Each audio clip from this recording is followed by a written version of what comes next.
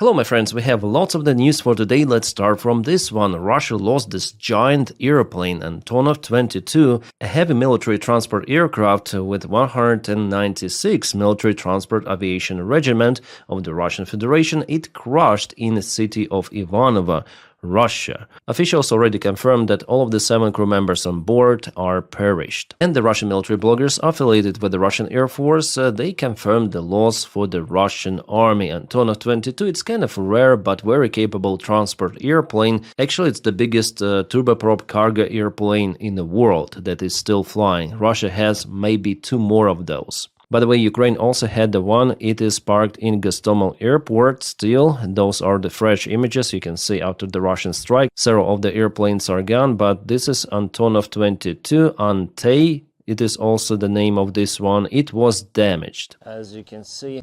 Yeah, I went to Gostomel airport and I filmed this particular aircraft as well. The video is available on my channel. After Russians went out from Gostomel, I visited the place and filmed what happened there. All of the damages down to the airplanes parked, and not only. The operator Starsky organized this visit. It was hard to watch as for me as for aviator, but it was also interesting to see what was left after Russians left. Well, yesterday there was one more mishap happened to the Russian aviation. The ejection system accidentally went into operation. By the time one of the Russian fighter bombers was parked in the hangar, so it is understandable what happened to pilot and navigator. Yes, they are no-go and will not fly any longer. This video from the Hitman game, I guess it's from Hitman, illustrates what happened there.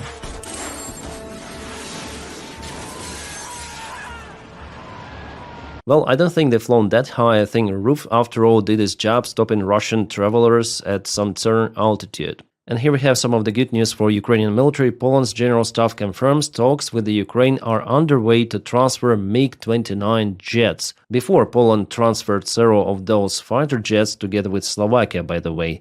Now, Fico would never ever give Ukraine those fighter jets, but from Poland, Ukraine may obtain those because even Poland understands that Ukraine is the shield of Europe. It needs the airplanes. The aircraft are being phased out due to reaching their service limits and no plans for upgrades. The nation would support Ukraine and strengthen NATO's eastern flank. In exchange, Poland seeks access to Ukrainian drone and missile tech to boost joint defense and industrial capabilities. Yes, because Poland was not capable to shut down most of the drones which Russia sent to Polish airspace. With Ukrainian drone technologies, it is possible. Well, I'm not saying that NATO countries doing absolutely nothing about the drones. Here they experiment with the drone swarms. For example, this is what's the name of the company? It's called Auterion. United States and I guess Switzerland, common production of those drones. You see, those drones, they attack those dummies of the tanks. Boom, boom, boom. Very interesting.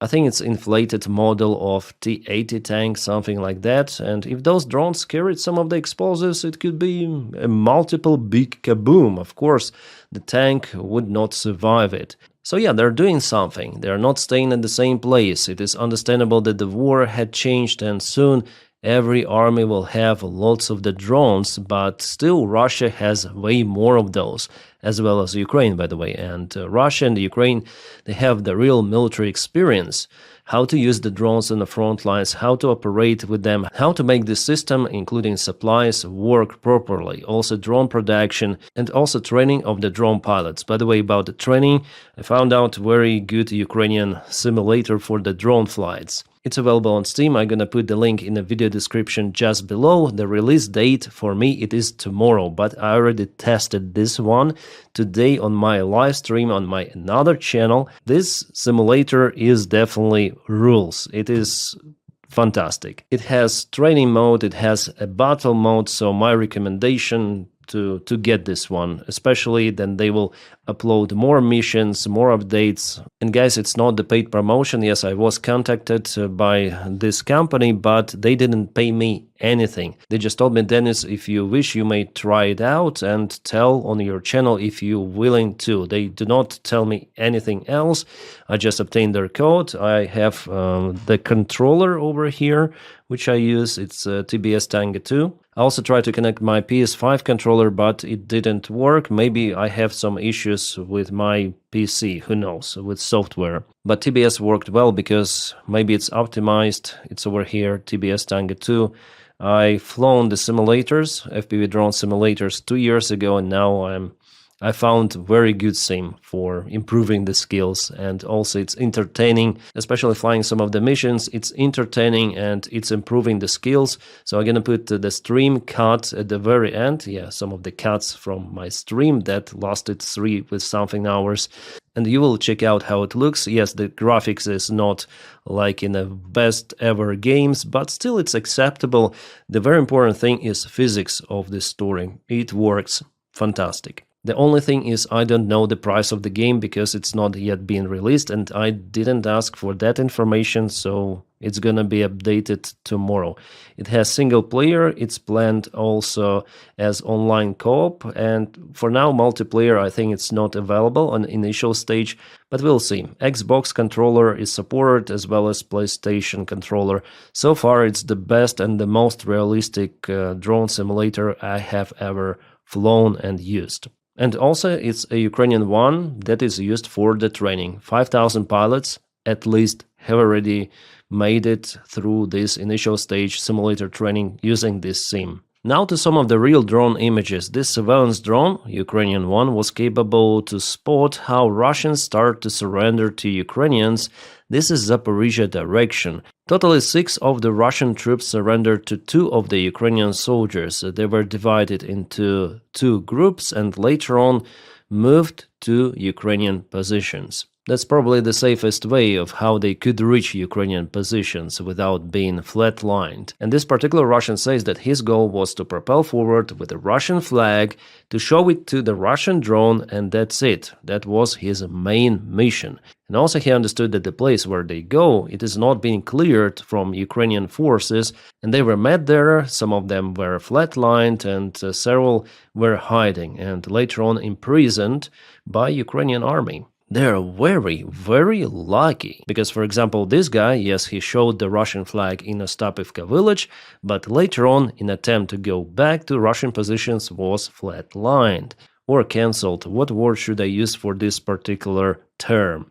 But the local commanders of the Russian army who sent this soldier to that village without any sort of the backup or whatsoever, they might tell to the higher command that they captured the village, and Gerasimov will draw more stuff on the map showing it to Putin, and Putin will be very, very happy that the flaggers or flagmen are very successful on the front lines. Yeah, in some of the areas of the front lines, Russians definitely move, but in Zaporizhia region, it's mostly the flag operation, except, I would say, Hulai-Pole.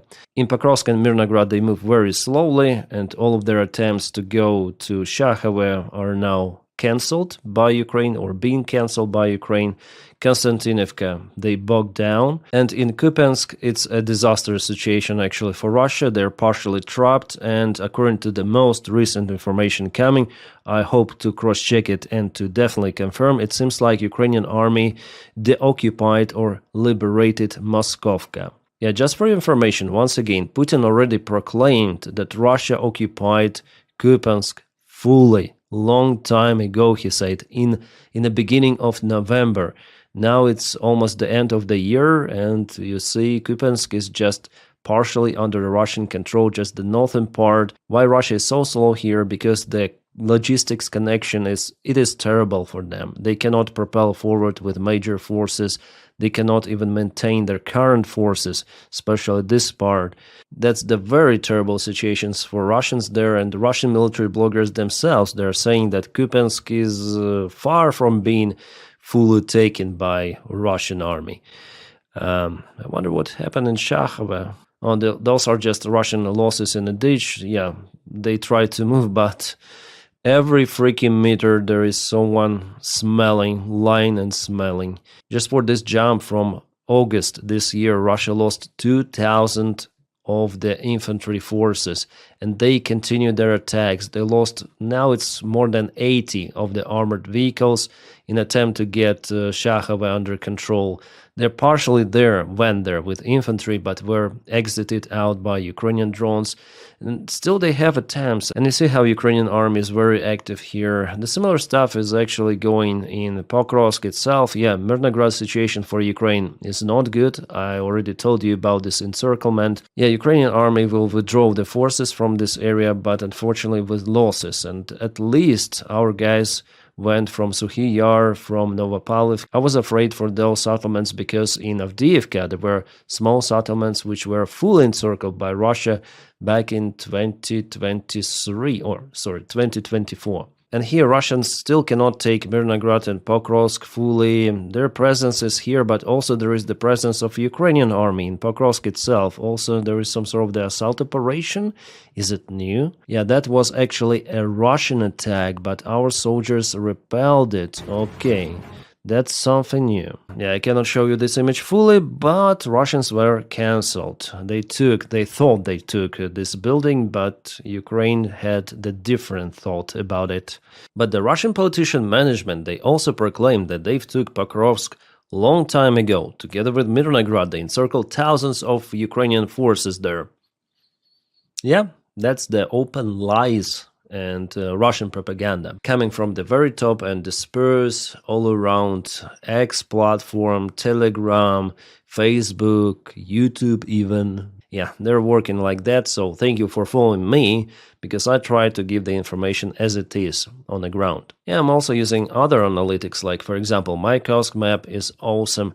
For today we don't have lots of the updates, but you may check out my recent video, the previous one from yesterday, where I told you a lot about the current picture on the front lines. In this video I'm not gonna concentrate on that one too much. Alright, this is the very important information that was shared to Financial Times by the European security officials who said that Russia was preparing sabotage attacks using commercial aviation, and those attacks were aimed for United States soil. Those could be the biggest one after 9/11. Yes, they were planned in 2024. Now with Donald Trump, maybe Russia changed its minds, but some of the DHL parcels have exploded on territory of United Kingdom, Poland and Germany already. And the plan was definitely to expand it for United States of America using aviation in this case. Guys, this is just outrageous. It really shows that Russia is not a friend of the United States. Absolutely. Well, maybe Russians are friends with Donald Trump personally because Putin likes to manipulate Donny. But the sabotage attacks, they were happening a lot on territory of EU.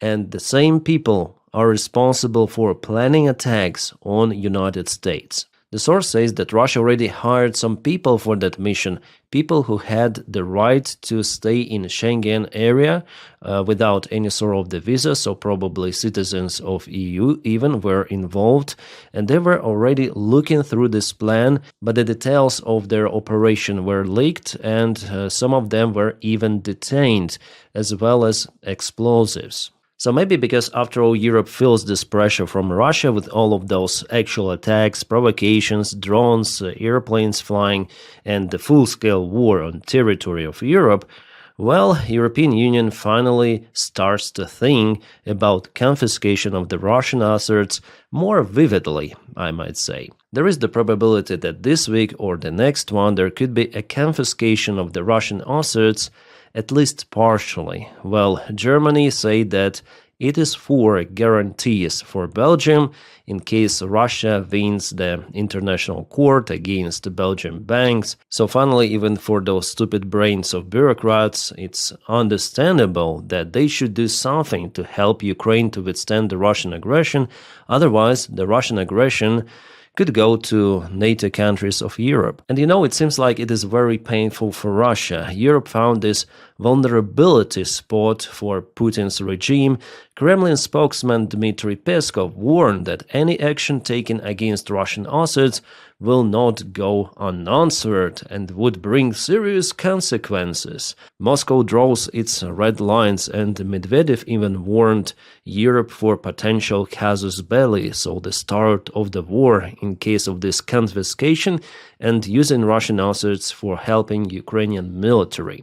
Well, in this case, it would definitely help Ukraine. Ukraine will not be dependent on those bureaucrats for some period of time, at least for a couple of years. If we speak about 120 billion euros, which could potentially be confiscated, it would be more or less okay to maintain Ukrainian defense capabilities for that period of time.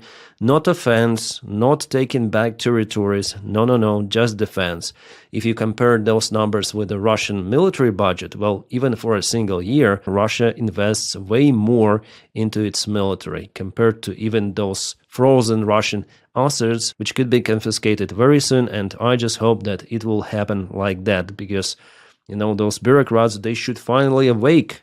What is happening? Is the threat for them personally also. Well, maybe not for them in particular, but for their countries and for their banks, 100%. And we have this small breakthrough after Zelensky's meeting with European leaders of Chancellor Merz, Starmer from UK, and Macron. By the way, France doesn't want to confiscate private Russian assets, and there could be 12 billion euros. So Macron says, we don't know, maybe we should not take those funds. So you see, those bureaucrats, politicians, they all take care about money, not safety. Safety for them is somewhere there. But the good thing, like the outcome of the meeting, that Zelensky is reassured that Europe will continue to support Ukrainian military in one or other way, and also European countries will continue to participate in the Pearl program.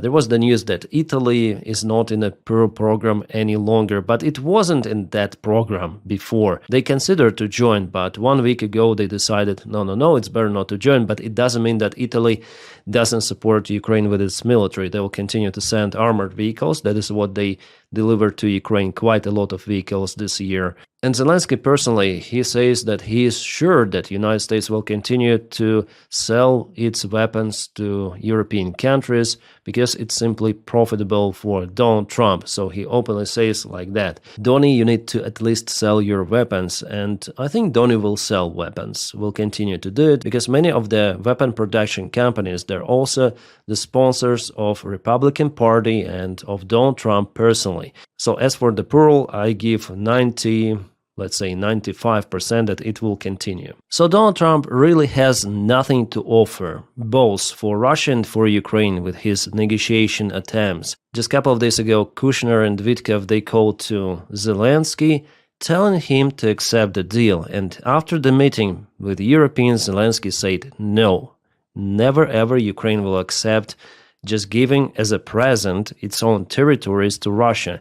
After what Russia has done, and basically America is now encouraging the aggressor. Donald Trump, with his so-called peace efforts, he is now fully supporting Russian agenda. Literally all of the points of Russia has been supported, including elections in Ukraine. By the way, Zelensky said that probably, maybe, there is a variant for conducting those elections. Zelensky says that he needs some help with that from European partners and from the United States. I don't know how they could be involved, but that is what he says. And also he needs to check out from the legal perspective if it is possible to conduct. Well, as for me, elections should not be done, because it will create this internal instability of Ukraine. That's the main goal of Russia. They want to dismiss Ukrainian government, and also with elections coming, it's like a small revolution, any sort of the elections. Yeah, you know it, especially if you live in the United States of America. What is happening before elections, during elections, complete madness, yeah?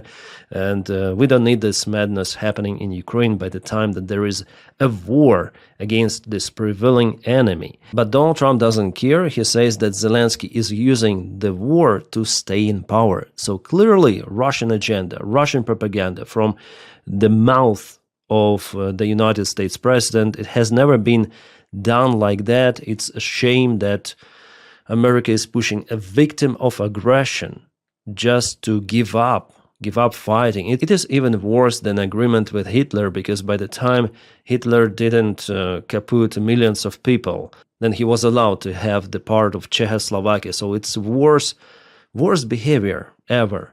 But we see it is happening, surreal, but we live in this timeline. Then America is not ally any longer. It is playing almost fully on the Russian side, and if there were no sponsors of Donald Trump personally from the military production sector of the United States, Donald Trump would cancel even the plural support for Ukraine. Yeah, Trump's peace deals are already unraveling. Yes, actually Zelensky said that there are 3 variants of this peace deal. I would say even more, like original Russian plan that was proposed by Vitkov, and then the second one that was changed, lowered, then the third one that was changed by Russia, and the fourth one which is done by Europe in coordination with Ukraine. And as Zelensky says, this European plan will be sent to United States officially in the coming days. So all of that is just a continuous dance around Donald Trump, and it will go maybe till the end of the term of the United States president. And all of that is just dancing around Donald Trump because he is a president of the United States of America. Zelensky cannot say, go fuck yourself, Donny. No, still because America sells its weapons to Ukraine, it provides intelligence information, so Ukraine needs that, actually.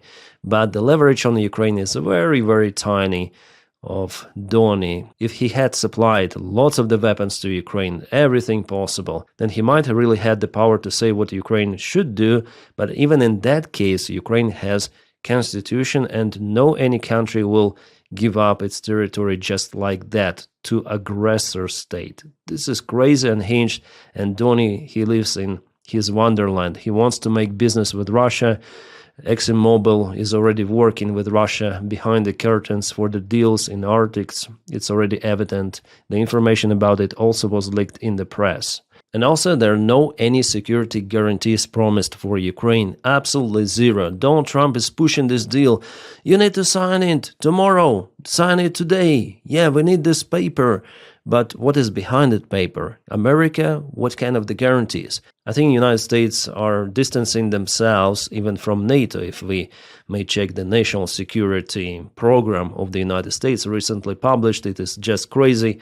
Russian brochure that is posted and signed by Donald Trump. I'm sure he hadn't read that. Absolutely. Well, if he read and he support all of that, it is even worse. Donald Trump is so incompetent. He's an idiot, and his circle are crazy people around. Those are terrible times we live in, guys, because in parallel we have the threat coming from Russia, from China. Yeah, it's not good.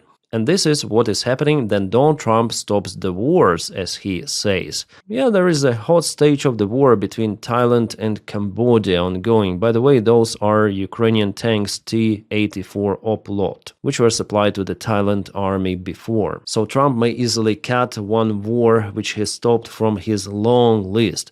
In fact, he personally was involved in just some sort of the negotiating with Israel to cease the hostiles in Gaza. But that conflict is also far to be over, and there were lots of the bombs and shootings happening after Donny's visit to Tel Aviv and saying that I stopped this thousands of years war here. No.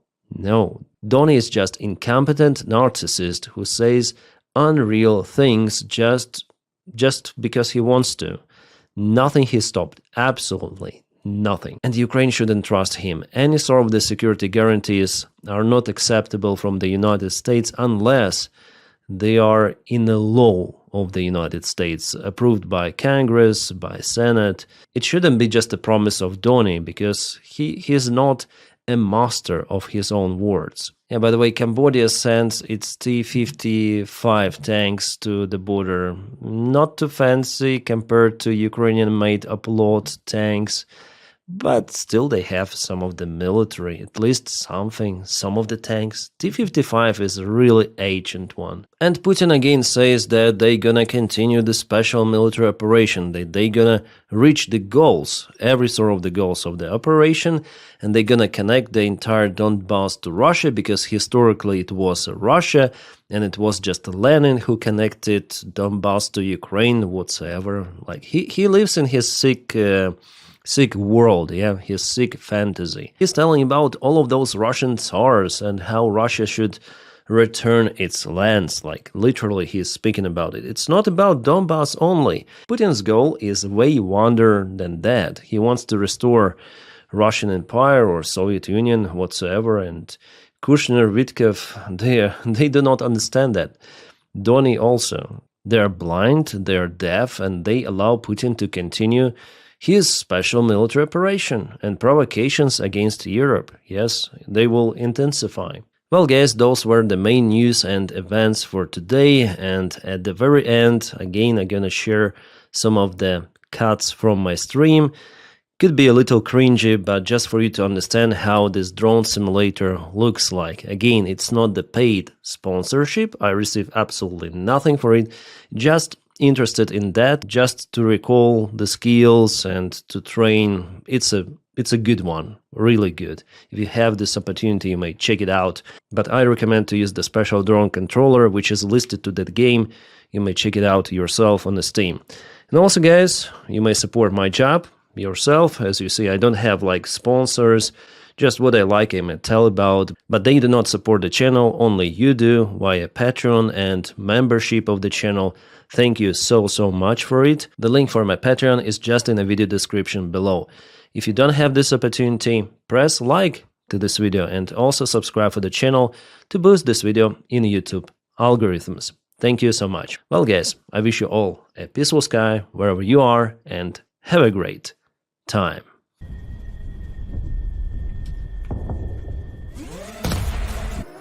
I have the cumulative shell, but also could work against this guy. Okay, we see BTR again.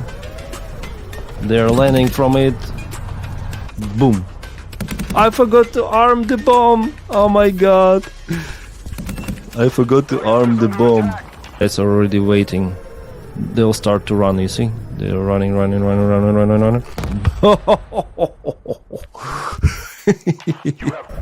Artillery. Ah, two guys are coming from that spot. The vehicle, but those are more important for me. Ah, yeah, two. Arm the bomb. Motorcyclist is running. Boom. Motorcycle is gone, but not the guy. Oh my god.